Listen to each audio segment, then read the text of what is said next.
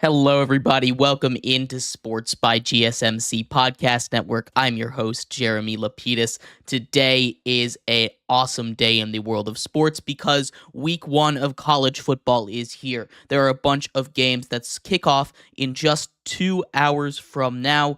There's 3 big games today. All of them are at 8. We're going to go over the big 3 from Thursday before getting into some fantasy talk as we are ranking the top 24 quarterbacks for fantasy football this year. Also, updates from around the rest of the NFL.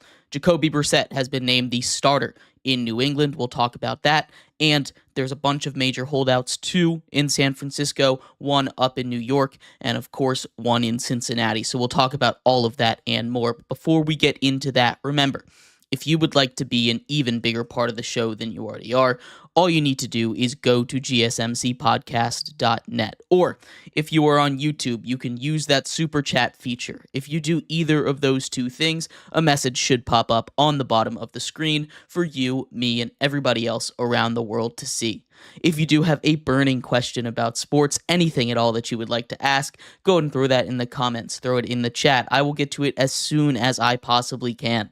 I appreciate everybody so much for sticking around, talking some sports with me here on this college football kickoff Thursday.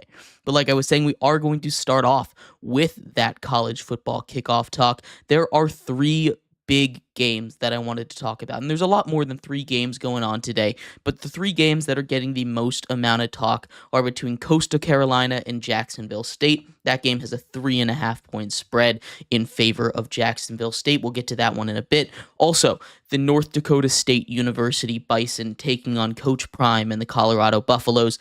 Colorado is favored by 10.5 in that one. We'll talk about that as well as the closest spread all night between the North Carolina Tar Heels and the Minnesota Golden Gophers. That's the one we're going to start with over here. Right now, UNC is favored by 1.5 points. This is, like I said, the closest spread of the day. And this game, I truly think, is one of the biggest toss-ups. Now, the reason we're focusing on these 3 is I think these 3 are going to be the best games of the day. They're in the primetime spot. They're getting the most attention. But starting off with UNC versus Minnesota, getting some trends out of the way as far as week 1 goes. For these 2 teams, they've both been pretty good in recent history. UNC, 4-1 under Coach Mac Brown in the last 5 years since he's come back to coaching at UNC, as well as Minnesota with under PJ Fleck, who has won 8 straight games in August. So both of these teams have started out hot recently. But if you go back to historical trends, especially against the spread, both of these teams in their last 9 or 8 games have only won 2 games against the spread in the opening week. And going even further back, the Tar Heels haven't won an opener, a true road opener, since 1985. It's almost been 40 years, and they haven't won a true road opener, which is what this one is. Now, these 2 teams did play just last year in North Carolina, where the UNC Tar Heels were able to beat Minnesota 31-13. Now, these rosters are very different. Both of them have different quarterbacks. Injuries are starting to pile up on Minnesota's receivers. We're not sure exactly if they're going to play or not, or how much they will be in the game plan. As far as running backs go, that's where Minnesota is going to be at a big disadvantage. UNC is bringing back star running back Omarion Hampton, who rushed for 1,500 yards and 15 touchdowns last year, and that's going up against probably the weakest point of this Minnesota team. Now, they have a very good defense, but they gave up 150 yards per game last year. Both of these teams have new defensive coordinators, but Minnesota is returning 8 starters, and returning 8 out of 11 starters on defense on a team that gave up 150 yards a game on the ground is not going to be good. The strength of this team usually is defense, but we'll have to see. Like I said, there are a lot of things in favor of both of these teams. We look at the quarterback situation. Both of them are getting new quarterbacks. UNC is bringing in a mix. They haven't named a QB1. They expect both of their quarterbacks to start. They combined for 4 interceptions and no touchdowns last year. Obviously, comparing that to Drake May, who's in the NFL now, who we'll get into later on in this show, is a little bit unfair to do. But that is where we're at. As for Minnesota, they bring in a transfer quarterback from New Hampshire. He comes in. He actually led the league in yards per game yesterday. Not yesterday, last season. In the entirety of the FCS. So that is a huge get for them. That offense should be better. The question is the run game for Carolina going to be able to carry them? Now, they did have a receiver in, Nate McCullum, who went off for 15 catches, school record, 165 yards, and a touchdown last year against Minnesota. He's supposed to be playing again. I doubt he'll get 15 catches again, but all of that is a possibility. All of that being said, I'm leaning towards UNC in this one. I think really what this difference is going to be, both of these are relying on transfer portal. They both had a lot of roster turnover. The defense, I think, for Minnesota is better. I'm leaning UNC simply because of that rushing game. Having Hampton being able to go up against a team whose defense was really not that good should take up a lot of stress off of these new starting quarterbacks, regardless of which one is in the game. Now, having two quarterbacks definitely does scare me, but I'm leaning towards UNC. I think 1.5 is about right. I think if we're taking money line, I'm taking UNC. I think I might even take Minnesota on the spread. I think this might end up being a 1-point game. Moving on to game number 2 that I wanted to cover, and this one is going to be a lot of fun. We had the North Dakota State University Bison taking on the Colorado Buffaloes. Battle of the Buffaloes here. These are two teams that are very different in the public eye. Colorado, obviously, they bring in Coach Prime. He turns that program into a superstar program, attracts plenty of really, really talented transfers. His name value, the brand value for that team, for that school, for that university, has never really been higher as far as the Colorado Buffaloes football team goes. When we look at the other side, NDSU is a stalwart, a dynasty. They've won 9 out of the last 12 FCS national championships. They have been one of the most consistent teams in all of college football, their consistency rivaling some of the Alabama dynasties that we had back in the day. It's crazy to look at how good they are. Now, they didn't win last year. That victory goes to South Dakota State, but this is still a really good team. They are built on running the football, grinding you down, keeping possession, and their defense as well. Now, the weakness for Colorado last year was the offensive line. They went out and fixed that. I think what this game is going to come down to is whether or not Colorado can force NDSU out of possession, because they are going to run the clock. They're going to juice the clock. Colorado is going to beat them with explosive plays. They have explosive players that I think on the outside, in the passing game specifically, NDSU just can't cover. I think this is a game that this is going to come down to NDSU in the trenches. Is their dominant run game going to go up against a basically brand new front seven for Colorado? How that is going to fare for them. The spread is 10.5 in this one, and honestly, I think that's way too high. If you go all the way back to 2009, since then, every single week 1, an FCS school has beaten an FBS school. And this is one of these games that is primed for an upset.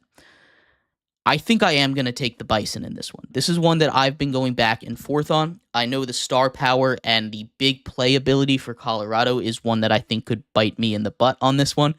But NDSU is just going to play fundamental football, hold on to the ball. I could see them having the football for 45 minutes of this game, and that's how they're going to win. They're just going to run them down, make sure they don't have time, make a couple of key stops on defense.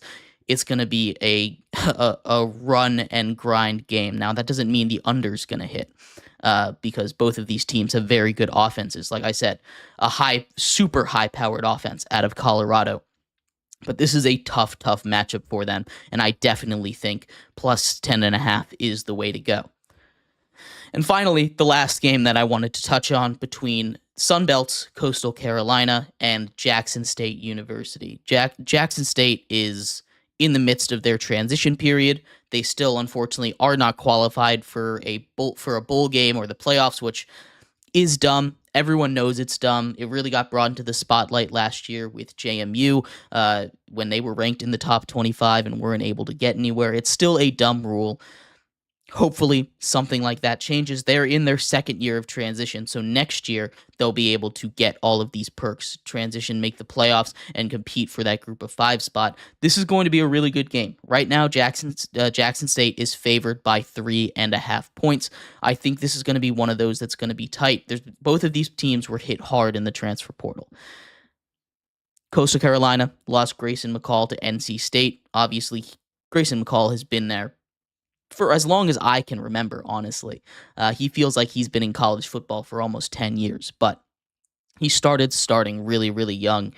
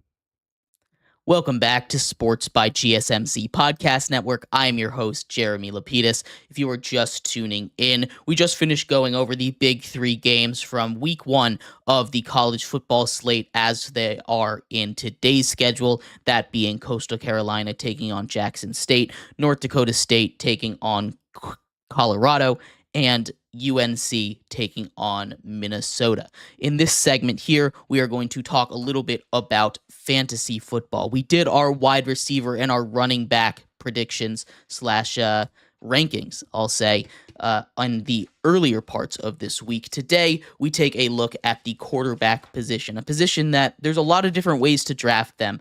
I have a 1 through 24 list here for you, but before we get into that, remember, if you would like to be an even bigger part of the show than you already are, all you need to do is go to gsmcpodcast.net. Or if you are on YouTube, you can use that super chat feature. If you do either of those 2 things, a message should pop up on the bottom of the screen for you, me, and everybody else around the world to see.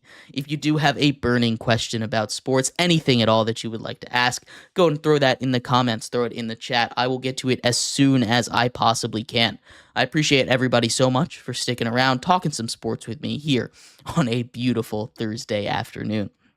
Like I was saying, in this segment here, we are going to talk about our fantasy football quarterback rankings. And just like we've done for the past couple days, I've got you a 1 through 24 list here. Some of it might be surprising. Some of it might be kind of chalk, but this is a quarterback position where there's a lot of different strategies. You can go get one of those top 5, top 6-ish guys. You can reach on them, getting them in the 3rd round, somewhere like that. Or you can wait to get somewhere in the 13, 14, 15 range. Get them later on, get them in the 10th round-ish. Now, all of this is different if you draft 2 quarterbacks, super flex. There's all these different strategies, which is why we're not going by round. We're just doing a ranking. So without further ado, my number 1 quarterback is Josh Allen. He was the number 1 quarterback last year, and you'll see a trend with these guys that are at the top. It's not everyone, but just about everyone at the top has that rushing upside. It's simple math. Every 10 yards you rush the ball, you get a point. Every 25 yards in general, you throw the ball, you get 1 point, right? 10 points for 100 rushing, 4 points for 100 passing. It's much easier to rack up these rushing yard points, and it just gives you a big advantage over these other quarterbacks. Now, they're not here competing with running backs for rushing yards, at least not most of them, but that extra 40 points can push you ahead, which is why guys like Josh Allen is at the top. He has that arm talent to compete with some of the best throwers in the league, as well as the talent with his legs to go and compete with even some running backs in this league. He's at the top. That shouldn't change. At number 2, Lamar Jackson. Again, we talk about rushing upside. No one in the league has more rushing upside than Lamar Jackson. Lamar Jackson is coming off his second MVP. He is going to break the all-time quarterback rushing record. I believe he only needs about 800 yards to do that, break Mike Vick's record. That should happen this year. That's 80, 90 points right there that you can get. This guy is a quarterback that flirts with 1,000 yards rushing. Bringing in Derrick Henry should only help him with that. Now, I know he's had to focus more on passing, but that should help him in the passing numbers as well. More receivers and more weapons is always good for a quarterback. At 3, Jalen Hurts. Again, I hate to sound like a broken record, but rushing upside. Right there, he gets all those QB sneaks at the 1. He is their goal line back. That's a lot of points, a lot of touchdowns. 6 points on the rushing touchdowns in almost every league. I know some leagues do passing touchdowns at 6, some do 4, but every league rushing touchdowns are 6. That's extra 2 points on your touchdowns right there. He is the goal line back, right? He is getting those rushing yards. He is one of those great passers. He has elite weapons. Add Saquon Barkley, who, again, much like Derrick Henry, is going to help him. More rushing lanes, help him in the RPO. This is going to be a great fit for him. He stays at number 3. At number 4, we get Patrick Mahomes. And this time I'll say a little bit different. Not rushing upside is the first thing. He still has that little bit of scrambler in him, but he's a pass-first quarterback. But he's one of the best. He adds weapons. Juju Smith-Schuster just signs. I know that's not the big signing. It seems like Rashee Rice is not going to be suspended at all, which somehow the Chiefs catch a break on that one. I don't know how he doesn't get suspended for anything that he did over the offseason, but that's a whole nother conversation. Bring in Xavier Worthy from the draft. That's huge. They sign Hollywood Brown. That's huge. This is a much better wide receiver room. They cut Kadarius Toney. Much better situation, weapons for him to throw, and they still have Travis Kelce. There's no reason to doubt Patrick Mahomes. He's here at 5. Or at 4, excuse me. At 5, we have CJ Stroud. Again, another one of these guys kind of in the same range as Patrick Mahomes. He's got a little bit of rushing yards in him. He's not a guy that's going to compete with Lamar Jackson for the quarterback rushing title, but he is a guy that has weapons galore around him. He already had Tank Dell and Nico Collins, Dalton Schultz. 3 really good weapons, guys that probably could be targeted and be fantasy relevant. Just about all of them. You also bring in Joe Mixon, who finished in the top 12 for running backs last season. You bring in Stephon Diggs, who kind of fell off a cliff towards the end, but is still an elite receiver in this league. That's a lot of weapons for this guy to throw to, and he still has his legs. This Texans offense is going to be super fun to watch this year. At number 6, Dak Prescott. Dak Prescott is here because Dak Prescott puts up numbers. He's going to throw for a bajillion yards. He's going to throw a bunch of touchdowns because they don't have a running game. Ezekiel Elliott, they just signed Dalvin Cook. What's that going to do? What is Dalvin Cook going to do for this offense? If Dalvin Cook is your answer at offense, that is not a good sign. But you have CeeDee Lamb. You've locked down CeeDee Lamb. It's a contract year for Dak Prescott. He's going to play his mind out because it doesn't sound like he's getting a deal done before the season starts. So we'll see what happens, but Dak Prescott is my number 6 quarterback. At number 7, we have Joe Burrow, and Joe Burrow's kind of the opposite of Dak Prescott. He's already got his contract. Both of his receivers might be leaving. Jamar Chase we'll get into later. He isn't practicing right now, which is a whole situation. Like I said, we'll cover that later on in the show. T. Higgins on the franchise tag. Sounds like he's out of here after this season, even though as much as he wants to stay in Cincinnati, he seems like he really has grown to love playing in Cincinnati. Joe Burrow lost a couple weapons, but he's going to be healthy. That Bengals O-line is going to be fine, and he'll be able to put up numbers. He's here at 7. At number 8, I have Kyler Murray. He's a guy that can compete with Lamar Jackson for rushing yards. He is quick, elusive, and he's got a really talented arm. They brought in weapons for him. They still have Trey McBride. Greg Dortch is kind of a super late round guy that might be worth a pickup in some deeper leagues. You have Marvin Harrison Jr., of course, who I think is going to explode onto the scene. 1,400 yards, 1,500 yards absolutely is possible for him. They should feed him as much as humanly possible. This is a good offense with Kyler Murray running it. He's here at 8. At number 9, Anthony Richardson, another one of those question mark quarterbacks. He could be as high. I've seen him ranked as high as number 1, which number 1 for Anthony Richardson is kind of ridiculous. But he gets a lot of comps to Josh Allen, Cam Newton. You see it, I see it. There's a reason he gets these comps. He's a freak athlete. He's got a great arm. If he can stay accurate and put it all together this season, there's no reason to believe that Anthony Richardson doesn't finish as a top 10 quarterback. At number 10, rounding out that top 10, is Jordan Love. Jordan Love earned himself a $55 million extension with his performance down the stretch. It took him a little bit to get used to NFL defenses, the speed of play, but he figured it out. He took the Packers on a run, won a playoff game. Packers are going to be good. It's a really young, deep receiving core in Green Bay. It goes about 6 deep for them. Jordan Love should be able to find them. They lose Aaron Jones, which I think is a loss in the passing game, but I do love what Jordan Love does for these Packers and for fantasy. At number 11, Jaden Daniels. Rookie, the first rookie on the board here, and a lot of you might be surprised by that. Why not Caleb Williams here? Say it with me. It's 2 words. It's rushing upside. That's all it is. Jaden Daniels is a guy that has the ability to, again, compete with Lamar Jackson for that quarterback rushing title, as I'm calling it.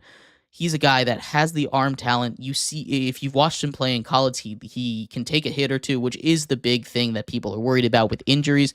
But as long as he stays healthy, which is what all these predictions are assuming, Jaden Daniels should be a top 12 quarterback, a QB1 for fantasy purposes.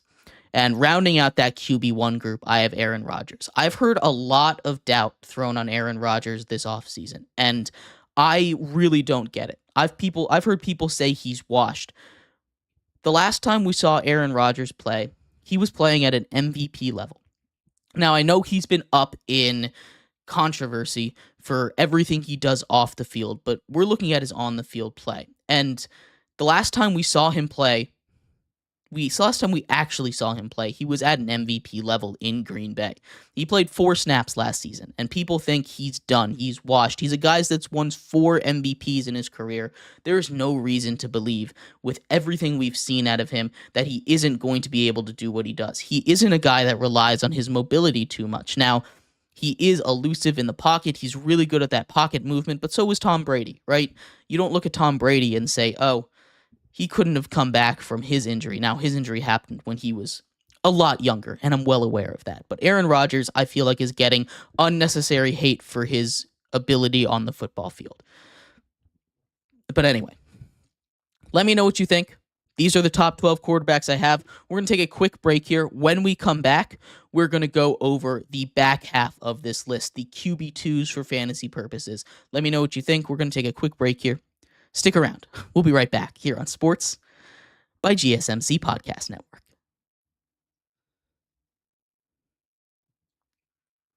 Looking for your daily fix of sports talk without having to pay for it? GSMC Sports Network is available on YouTube. Just search GSMC Sports Network. Get your fix of daily sports talk shows on YouTube. Absolutely free. NFL, college football, NBA, MLB, MMA, UFC, fantasy football, and so much more.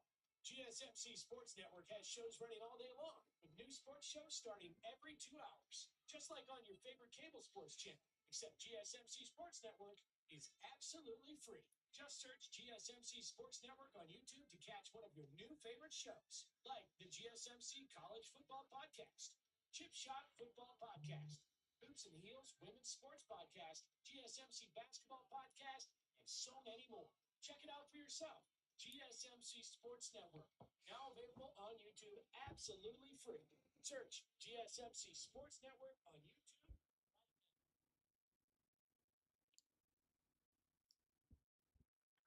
Welcome back to Sports by GSMC Podcast Network. I'm your host, Jeremy Lapidus. If you were just tuning in, we've just gone over what QB1 would be for fantasy purposes, quarterbacks 1 through 12. In this segment here, we're going to take a look at quarterbacks 13 through 24, so that QB2 category.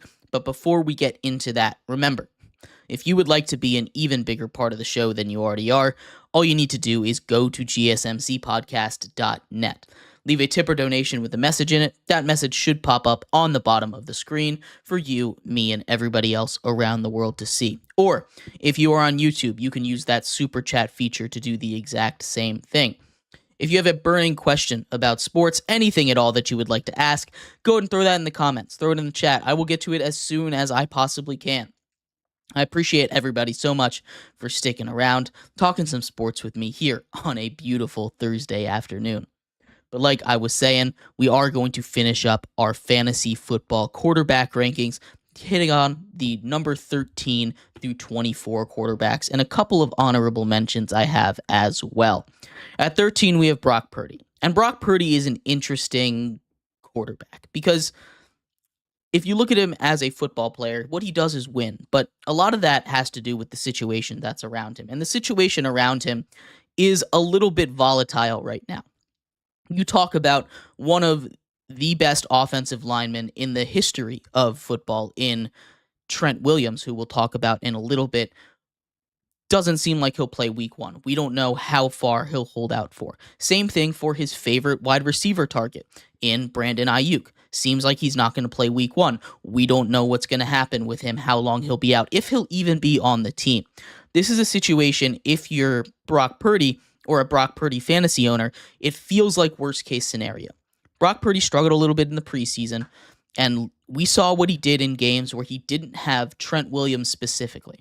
That's what it was. In games where he didn't have Trent Williams, there was a noticeable drop-off in his fantasy performance, also his real-life performance. He was pressured. He threw more interceptions. Usually he's a guy that doesn't turn the ball over. Trent Williams is the most important piece to this 49ers offense, and without him, Brock Purdy, I think, comfortably falls outside of that top 12. Now, if they're able to work something out with Trent Williams, with Brandon Ayuk, with both of them, he could probably jump a couple spots. Maybe he could get up to 10. Maybe he could get up to 9. But without that, I can't put him in my quarterback 1 rankings. He's sitting here at 13 for me. At 14, we have our second rookie quarterback of these rankings, Caleb Williams. Caleb Williams, the number 1 overall pick.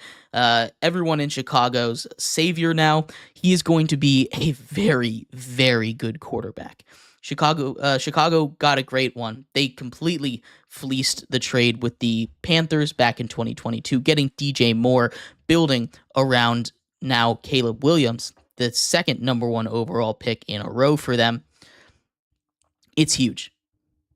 They have a great system, great weapons around Caleb Williams. The defense is going to be really good this year, which I know has nothing to do with the offense, but the weapons around Caleb Williams, Keenan Allen, DJ Moore, Rome Odunze, Cole Kmet, these are really, really good weapons. They bring in DeAndre Swift as well, a guy that I'm a little bit lower on, but he can still catch passes. Caleb Williams got that rushing upside. Again, my 2 favorite words in today's episode, but Caleb Williams is going to be really good at football, and he is going to finish as a top 24 fantasy quarterback. He's up here at 14 for me. At 15, we got another old guy, Matthew Stafford. You know, you can say he's old, you can say it's boring, but he's continued to be productive. He had a little bit of a drop off last season. He was dealing with some elbow injuries all of last year. He didn't have his favorite target in Cooper Kupp for most of the year. He managed to make do, made a star out of Puka Nacua, who now he has him and Cooper Kupp coming together. This should be a resurgent year for Matthew Stafford. He's up here comfortably at 15. I don't see a reason why he's going all the way in the back of drafts around quarterbacks like Daniel Jones, like Deshaun Watson. He will overplay his draft value from there. Excuse me. At 16, I've got Tua. Tua signs a massive deal this season. There's a clear argument for it. We saw what he did last year. He finished in the top 10 for quarterbacks last year. There's no reason to assume, other than injury questions, he won't be able to be up there again. Now, I think he'll take a little bit of a step back. The Dolphins play a much tougher schedule than they did last year. especially down the stretch when we get towards the fantasy playoffs. And that's when you need your quarterback to shine. Beginning of the season, though, Tua is one of my favorite quarterbacks to have. The Dolphins have I won't say a cakewalk, but a very easy schedule for about the first 10, 11 weeks of the season. So if you're looking for a quarterback that you can just plug and play in a really good offense, Tua is a guy that you can get later on in drafts that I think should be really, really good for the beginning of the season. At 17, we have Jared Goff, another guy that signed a massive contract. What's he doing all the way down there at 17 with Tua? Well, this Lions offense, I think, is due for a little bit of regression. Jared Goff is going to be productive. Amon-Ra St. Brown is going to be productive. The running backs, I think, will be very productive. But they lost a lot of their wide receiving weapons. Their wide receiver 2, their wide receiver 3, all went elsewhere. This is a team that's going to focus more on the running game with that great offensive line.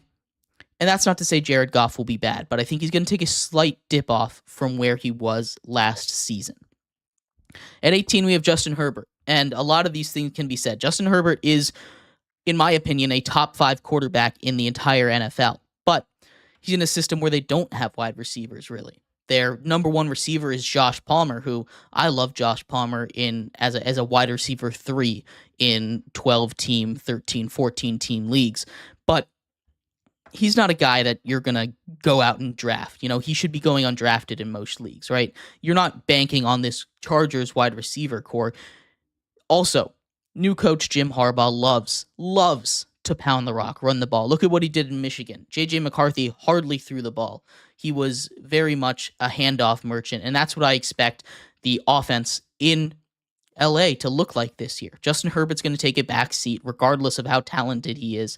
He's going to come in when they need him to come in. He's going to be really good when they need him to be really good, but he's not going to be the focal point. He's not going to be throwing for 400 yards a game. He falls to number 18.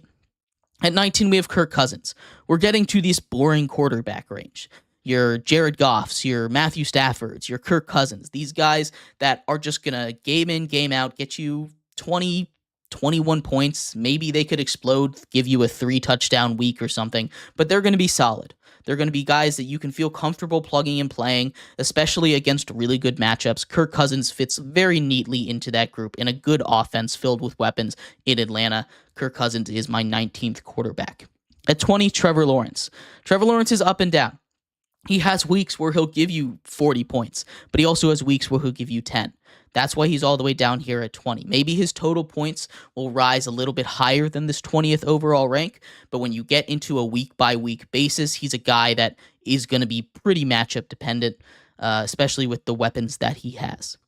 At 21 is Baker Mayfield. Baker Mayfield also up and down, but his up and down is more season by season rather than game by game. He has really good weapons down there. He had a really good season last year, which is why I'm a little more cautious to draft him. He should be healthy, which is why in his previous bad seasons he was not very good. But I'm a little wary of him still. He needs to earn my trust before I rise him up this list. At 22 is Geno Smith. And honestly, if we're ranking quarterbacks, this is way low for Geno Smith. Geno Smith is a top 15 quarterback in this league this year. But as far as fantasy goes, he's not going to give you those monster weeks. They have great offensive weapons in the run game. Kenny Walker is one of my favorites, but it's not going to be a super explosive offense. Closing out the list here almost, at 23, we have Deshaun Watson. And Deshaun Watson is a case where there's a realistic chance he finishes all the way up at QB9. But there's also, in my opinion, a bigger chance that he finishes somewhere around QB 26, right? This is a guy that hasn't been able to put it together since he came to Cleveland. This is a guy that hasn't proven that he should be trusted to put it together since he came to Cleveland. There's no reason to put your trust in him. Maybe you take a late round flyer on him. And 24 is Daniel Jones. He beats out a couple of guys that we'll talk about in the honorable mentions, but you see we're starting to get to the bottom of the barrel in quarterbacks. So if you're looking at a 2-quarterback league, I'd try to get someone Geno Smith or higher, right? Daniel Jones is up here at 24 because I'll give you one guess. It's rushing upside, right? He's got the legs that's going to propel him forward in this. Just that extra little push that's put him over guys right behind him, like rookie Bo Nix, Will Levis, Bryce Young, all of these guys that I think will take a big step this season. Obviously, two second-year quarterbacks in Will Levis and Bryce Young.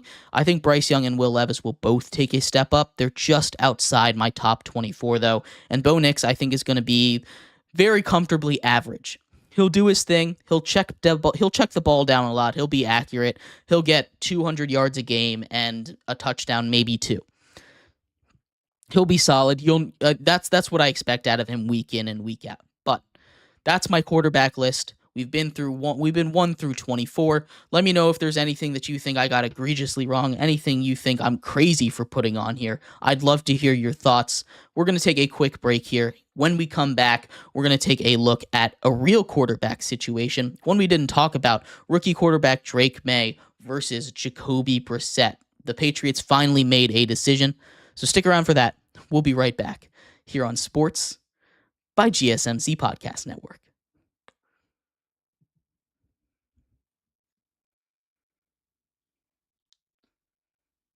For the best and latest podcasts available anywhere, go to the podcast app on your cell phone and type in GSMC to access free content-rich podcasts on health and wellness, book reviews, sports, entertainment, relationships, social media, movies, technology, finance, and even weird news. Subscribe and download the GSMC Podcast Network's family of shows, available everywhere podcasts are found.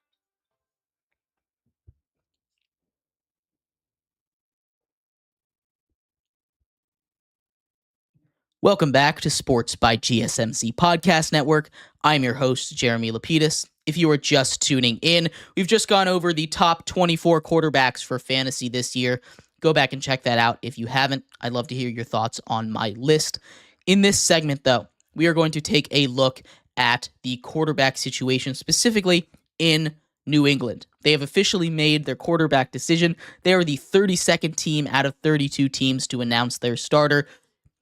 We'll talk about what the strategy might be for Jacoby Brissett being named the starter. Why not Drake May? We'll talk about all of that in just a second. But before we get into that, remember, if you would like to be an even bigger part of the show than you already are, all you need to do is go to gsmcpodcast.net. Leave a tip or donation with a message in it. That message should pop up on the bottom of the screen for you, me, and everybody else around the world to see. If you do have a burning question about sports, go and throw that in the comments. Throw it in the chat. I will get to it as soon as I possibly can. I appreciate everybody sticking around, talking some sports with me here on a beautiful Thursday afternoon. But like I was saying, we are going to finish up, or I'll get started on our real quarterback talks today, talking a little bit about the Patriots naming Jacoby Brissett their starter.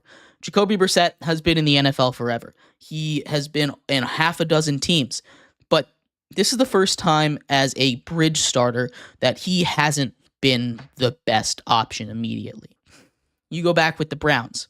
He was the best option immediately, right? In almost all of these situations, he was pretty clearly the option that you want over the rookie. This year in this preseason, he clearly wasn't. The coaching staff itself recognized that Drake May was better than Jacoby Brissett. They said it. That's what Gerard Mayo, words from his own mouth. Jacoby Brissett has not been as good as Drake May this preseason. You look at their stats, has not been the same. You know, Jacoby Brissett finished less than 50% completion percentage, 50 yards, 1 interception. Drake May, over that 50% mark, still not great, but 192 yards and a touchdown. There's a difference there. These are two guys that right now you want to weigh your pros and cons. You bring in Jacoby Brissett to work with an offensive coordinator that has worked with him in the past, a guy that he had his best season with in 2022 in Cleveland, where he was the 6th best quarterback in terms of completion percentage, where since that point, he's actually been the 2nd best quarterback at not turning the ball over, which is very important for a team like the Patriots that is not very good. The only one that's been better, Aaron Rodgers, who doesn't throw interceptions. But we also know that he has not been the better quarterback this preseason. He has not been able to handle the pressure that has been under him with that offensive line It's been the worst offensive line in football. I don't expect that to change.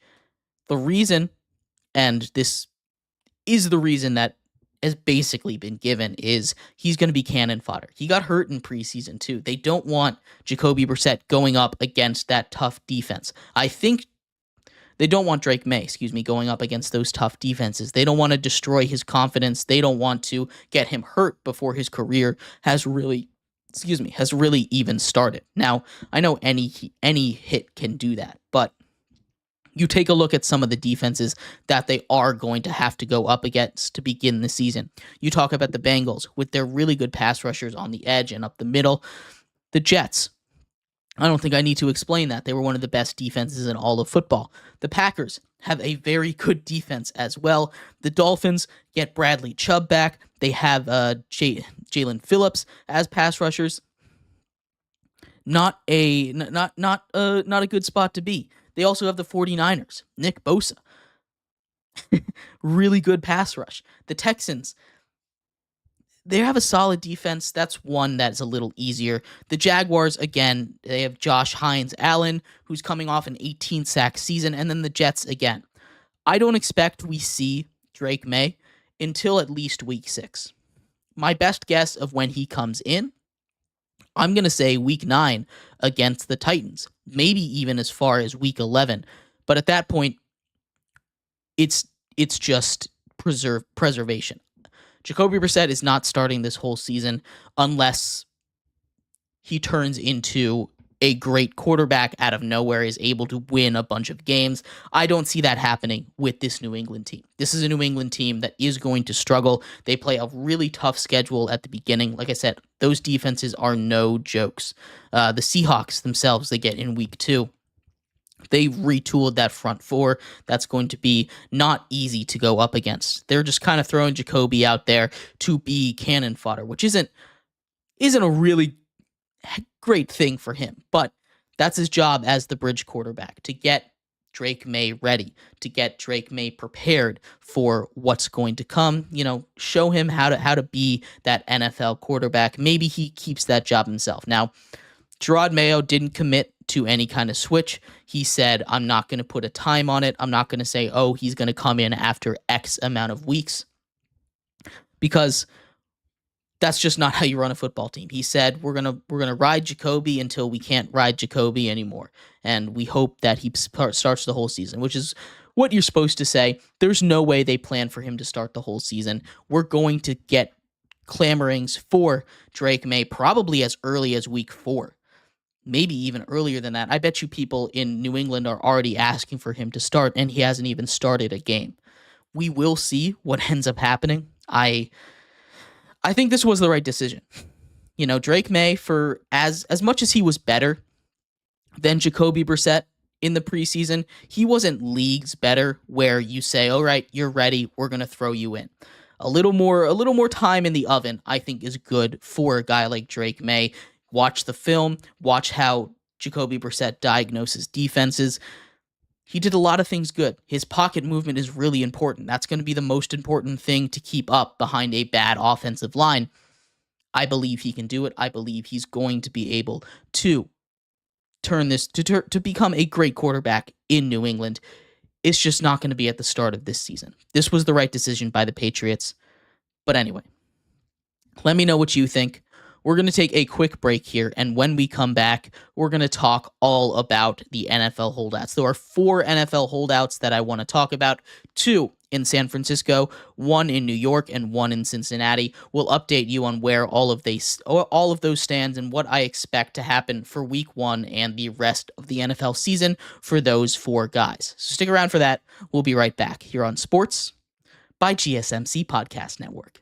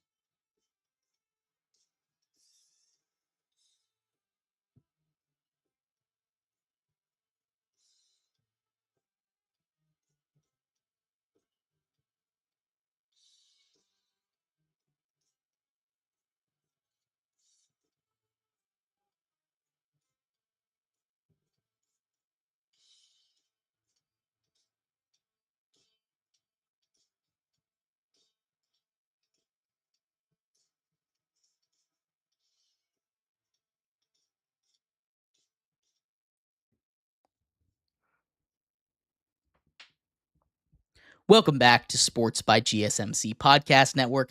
I'm your host, Jeremy Lapidus. If you were just tuning in, we just went over the Patriots and how they have named Jacoby Brissett their starter for Week 1, the last of all 32 NFL teams to go ahead and make that decision. In this segment, we are going to finish off our show talking a little bit about other holdouts from around the world of football. There's 4 of them in specific that I want to talk about, 2 of them in San Francisco with Trent Williams and Brandon Ayuk, another wide receiver in Cincinnati talking about Jamar Chase, and one more defensive end over in New York with Hassan Reddick, his situation, where all of these stand currently. But before we get into that, remember, if you would like to be an even bigger part of the show than you already are, all you need to do is go to gsmcpodcast.net. Or if you are on YouTube, you can use that super chat feature. If you do either of those 2 things, a message should pop up on the bottom of the screen for you, me, and everybody else around the world to see. If you do have a burning question about sports, anything at all that you would like to ask, go and throw that in the comments. Throw it in the chat. I will get to it as soon as I possibly can. I appreciate everybody so much for sticking around, talking some sports with me here on a beautiful Thursday afternoon. But like I was saying, we are going to get into a little bit of these contract situations, these holdout updates. And as a brief overview, all of them are in stalemates. We'll get into the specifics of all of them. We're going to start in San Francisco, the one that has probably the biggest ramifications for their team. And I talked a little bit about it when I talked about Brock Purdy. Obviously, Brandon Ayuk is a situation we have been monitoring literally all offseason long. It's one of those situations that continues to go. We seem like we have an ending in sight and then swerves away, go the opposite direction. And that's where we are right now. Both of these sides are in a stalemate. Brandon Ayuk was at practice, or was not even at practice today. He's probably going to start getting fined, at least if that's what we are to believe based on the comments from GM John Lynch. They don't expect him or Trent Williams to be there for Week 1, which is a huge, huge blow. Now they are taking on a very good team in Week 1. They're taking on the Jets. This is going to be a big blow for them, especially Trent Williams against that defensive line. It's not going to be easy. Trent Williams, as I said before, is one of the best offensive linemen in all of football, maybe even in the history of football. He is the rock that holds that team together. We've seen them without him. Without him in a couple games last year, I believe they went 2-2, which is not very good for a 49ers team that, made the Super Bowl, barely lost any games. And it was very clear in the games that he wasn't there, how much it was affecting them. They couldn't get anything on the ground going. They kept giving up pass rushes. They kept attacking that spot that Trent Williams left empty. Trent Williams is a tone setter. He's not only there to be a great blocker, a great offensive lineman, but there for energy as well. And when he's not there, it really, really hurts the 49ers. And if he's not there for Week 1, I honestly don't see a world where they win. Trent Williams is that big of a deal. He's looking to get his contract restructured, probably to be the highest paid offensive lineman. I don't know why they don't just do it. Again, I'm a guy that says pay your guys. I know that they're running up against the cap soon. They have to think about how they're going to pay Brock Purdy because he's coming up soon. He's going to be asking for $60 million when his time is when it's his time to get paid. But Trent Williams is the massive piece of that. They at least need to get that figured out. Brandon Ayuk, I feel like they've been at peace with for about a month. He's not going to play, or he's going to sit out, and they'll fine him, and they'll do whatever he needs, and then he'll be out of here in a couple seasons, depending on what they do. They could even franchise tag him. So he doesn't really have a lot of leverage here. He'll probably end up playing without a new contract, but from everything I've heard, they have a contract offered to him. It's just not what he wants. They had trades in place. He just didn't want to sign there, so that fell apart. It's a whole mess over there. They're not getting anything done anytime soon, and they're really running up against the clock. If I'm the 49ers, my number one priority is Trent Williams right now. He's a guy that will stay. He's not asking for a trade. He just wants more money. Work something out with him. Get him ready for the season. But like I said, the 49ers are preparing to play week 1 without both of them, and that's going to be a huge blow for that 49ers football team. Their opponents, the Jets, have a situation of their own. Hassan Reddick, who's been sacks-wise one of the best pass rushers in the last 4 years, having over 50 sacks in that time period, was traded to the Jets.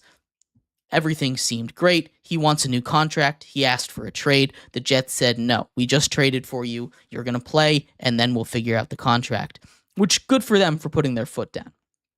He asked for a trade. He still hasn't shown up to training camp, hasn't practiced, hasn't done anything. He was going to be the piece that really puts this Jets defense to that elite level.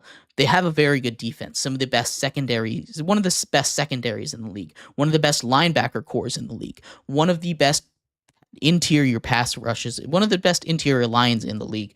They're just missing a little bit of pass rushing from the edge, and he was going to fix that. Now he's not there. That doesn't really affect the Jets as much as it would another team. He doesn't have as much power as he thinks he does in this situation. They're at a stalemate there. He still hasn't showed up.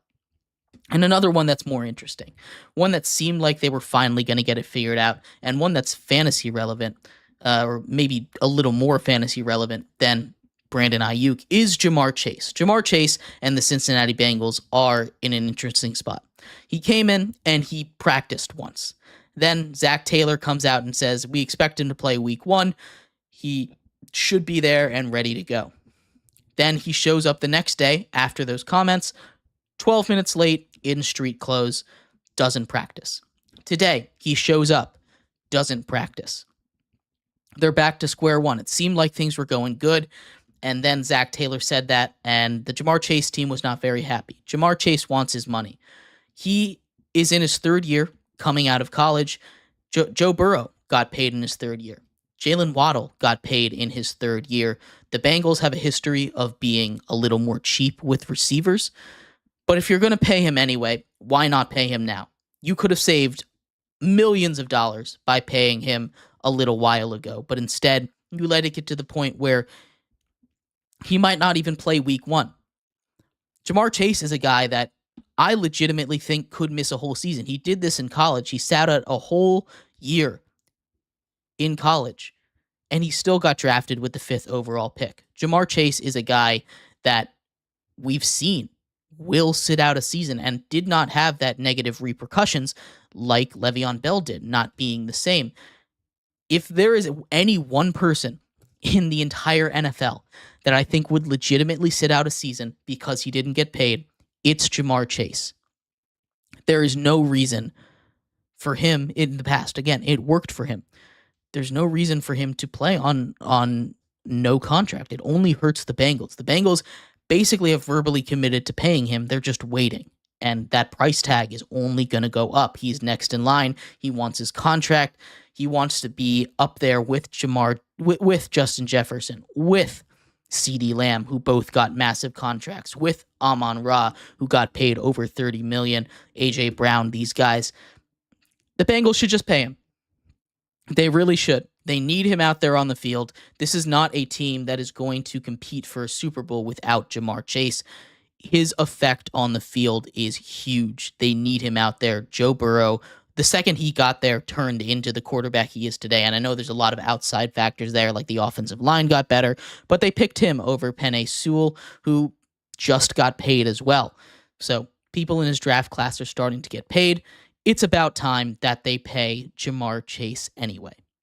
But let me know what you think. All of these are in a stalemate, and I think the Trent Williams one will get figured out. I think at some point, Brandon Ayuk's will get figured out. Whether or not he's on the 49ers is just up in the air at this point. Hassan Reddick, maybe he sits out a year. Ja'Marr Chase, I think there's a real issue, a real chance that he sits out an extended period of time to get that contract. So we'll see what happens. I will keep you updated on everything that's going on with these holdouts, with the world of the NFL. College football happens today. Tomorrow we'll be back with all of the big stuff that happened in it, some upsets, some craziness, including the 3 games that we went over today. We'll also have MLB Power Rankings tomorrow, and we'll finish up our fantasy rankings going over the tight end position tomorrow as well. So thank you, everybody, so much for tuning in to today's episode of Sports by GSMC Podcast Network. I've been your host, Jeremy Lapidus. I appreciate you all sticking around, tuning in, watching some sport, talking some sports with me today. I'll be back same time, same place tomorrow. You all have a good one. Bye-bye.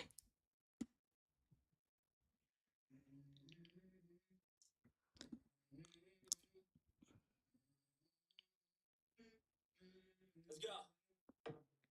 I wake up a little bit of drool up. I kind of feel like it's gonna be a bad day. I'm tired of shit, and the coffee ain't hit yet.